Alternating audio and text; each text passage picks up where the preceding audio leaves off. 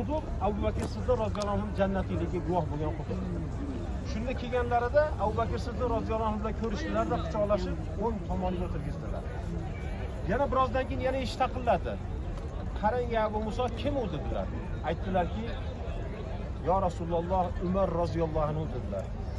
Umar roziyallohu anhu u ham jannatli inson, chaqiring dedilar. Mana shu quduq yana ikkinchi bora ikkinchi insonni, ya'ni Umar roziyallohu anhuni shahid ekanligiga guvohlik bergan. Jannatli ekanligiga guvoh bergan quduq. U jannatli, chaqiringlar dedilar. Yana birozdan keyin eshik taqilladi. Qarang ya Abu Muso, kim deganlarida Usmon ibn Affon dedilar. Usmon ibn Affon u jannati, chaqiring dedilar. Kelganlarida Rasululloh sollallohu alayhi vasallam oyoqlarini ostida turib o'tirganida o'sha Usmon roziyallohu anhu ro'paraliga o'tirdilar. Mana shu 3 ta buyuk sahobani jannati ekanligiga guvoh bo'lgan mana shu quduq bo'ladi. Aris bilib olinglar, xotirlar, xotirlar. Hamda mana shu Aris qudug'i 3 ta insonni guvohlik berdilar. Va hamda payg'ambarimiz sollallohu alayhi vasallam mana yonida bildinglar haminglar birinchi bo'lib Abu Bakr Siddiq roziyallohu anhu yoqdi. Undan keyin esa Umar roziyallohu anhu yoqdi. Endi ro'baralarda o'tirgan Usmon roziyallohu anhu ro'baralarda Baqiy qabristonida. Baqiy qabristoni sahobiy ikromlar qo'yilgan joy. Payg'ambarimiz sollallohu alayhi vasallam mana shu joyda qo'lidagi uzuklar tushib ketdilar. Uzuklarning tushishi sababi har qancha izlashsa ham topisha olmadi. O'shandan keyin mana shu quduq 3 ta sahoba ikromni shahid bo'lishligiga va hamda 3 ta ulug' sahobalarni jannati ekanligiga guvoh bo'lgan quduq. Payg'ambarimiz sollallohu alayhi vasallam Makka dan Madina yo'lga chiqqanlarida o'sha joyda borib ko'rsatamiz inshaalloh. O'sha joyda Payg'ambarimiz sollallohu alayhi vasallamni Abu Ayyub al-Ansoriy degan bir sahoba kutib oldilar. Abu Ayyub al-Ansoriy kutib oldilarda o'sha joyda quyosh chiqqandan keyin xursand bo'ldi. Nimaga u Rasulullohga qo'shilib bo'lyapti. Bütün sahobalar, bütün ansorlar orzu qilgan orzu Abu Ayyub al-Ansoriyga berildi. Hamda kuyovlari cho'kkandan keyin Abu Ayyub al-Ansoriy uylarida turdilar. Mana bu islom tarixida birinchi qurilgan Qubbo masjidi. Bu bir yetim bolalarning uyi bo'lgan. Uni haqini berdilar payg'ambarimiz sollallohu alayhi vasallam bir ma'lum kelishib. So'ngra mana shu joyga o'sha vaqtida loydan, toshdan va hamda xurmo daraxtlari, xurmo barglaridan oddiy soddagina qilib bir kunda solingan masjid. Endi hozirga kelib o'ta go'zal, o'ta chiroyli qilingan. Oldingi davrda bu oddiy toshlardan, loylardan va hamda xurmo daraxti shoxlaridan qilingan masjid. Payg'ambarimiz sollallohu alayhi vasallam hadislarda aytadilarki, agar kimiki mana shu Qubbo masjidida 2 rakat nafl namoz o'qisa, umra savobi haj amali yoziladi. Bitta umraning savobi yoziladi. Shuning uchun inshaalloh hammamiz niyat qilaylik, kirib birinchi 2 rakat nafl namoz o'qiymiz, ya'ni tahiyatul masjid. Masjid haqida. Ana undan keyin shu 2 rakat nafl namoz o'qiymiz. Payg'ambarimiz sollallohu alayhi vasallam aytganlar, meni deganlar, minbarimni, ya'ni minbarlari bor va hamda o'sha namoz o'qiydigan joylari bor. Shuni oralig'ida namoz o'qiganlar. Mana shu joyda hozir mana erkak kishilar bilan kirib namoz o'qiymiz. Hatto yuqorida o'sha o'qigan belgisi o'rnini qilib qo'ygan. Payg'ambarimiz sollallohu alayhi vasallam bu yerda dushanba, payshanba, seshanba, chorshanba, payshanba, juma kuni turdilarda, juma kuni yo'l oldilar. Yo'lda ketayotganlarida yo'lda juma namozi o'qiganlar. Bu yerdan taqriban 300 yoki 500 metr joy. O'sha joyda payg'ambarimiz sollallohu alayhi vasallam islom tarixida birinchi bo'lib juma namozini o'qiganlar. Yaxshilab bilib olaylikki, islom tarixida birinchi qurilgan masjid Qubbo masjidi, hojata hojonalar va hamda islom tarixida birinchi bo'lib juma namozi hozir taqriban 300 yoki 500 metrdan keyin juma namozi keladi. Juma o'qilgan namoz o'sha yerda o'qiganlar.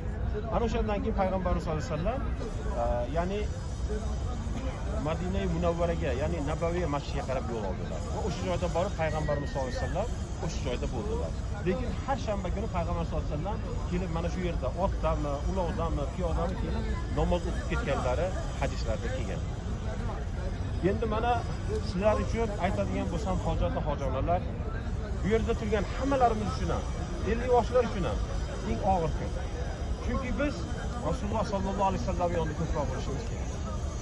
Agar Rasulullohga muhabbatimiz bo'lsa, o'sha joyda ko'proq salovatlar aytaylik, ko'proq haqlarga duolar qilaylik. Og'ir kun deyotganimiz sababi yana Alloh bizning rizqimizni qo'ysin. Yana bu yerlarga kelalamizmi yo'qmi Alloh biladi. Lekin Rasulullohga ko'proq salovatlar bilan boraylik, hojonalar. Mana shu ziyoratni tashkil qilishimizdan eng asosiy maqsad Rasululloh sollallohu alayhi vasallam juda qiynalganlar. Ummatim deganlar. Payg'ambarimiz sollallohu alayhi vasallam ummatim deb hayotlarini faqat ummatlarga bag'ishlaganlar. Shuning uchun albatta biz Allohga hamd aytaylik. Payg'ambarimiz sollallohu alayhi vasallamdan hadis kelgan Imom Buxoriyda Payg'ambarimiz sollallohu alayhi vasallam aytadilarki, men do'stlarimni sog'indim dedilar. Sahobalar, ansorlar, "Ya Rasululloh, biz siz do'stlaringizmi?" deganlarida, "Yo'q, sizlar meni sahoba va ansorimsizlar. Qiyomat alomatlarida meni shunday bir do'stlarim keladi, ular meni ko'rmasdan, meni bilmasdan iymon keltiradi, menga salovatlar aytadi va hamda menga doimo o'sha salovatlarni yo'llab turadilar, salom beradi. Men mana shu ummatlarimni sog'indim. Mana shu do'stlarimni sog'indim.